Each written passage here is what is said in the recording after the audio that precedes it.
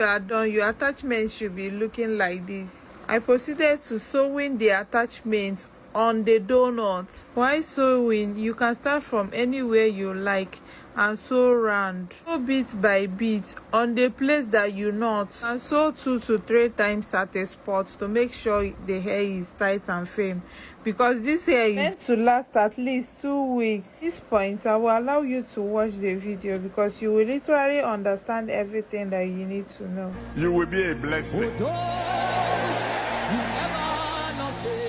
A blessing to your family, a blessing to your child, a blessing to your nation, a blessing to the world.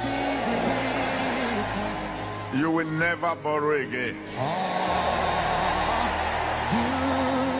In Jesus' mighty name we have prayed. You will be a blessing. A blessing to your family, a blessing to your child, a blessing to your nation,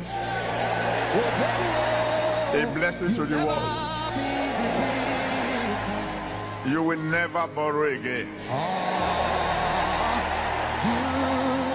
In Jesus' mighty name we have prayed.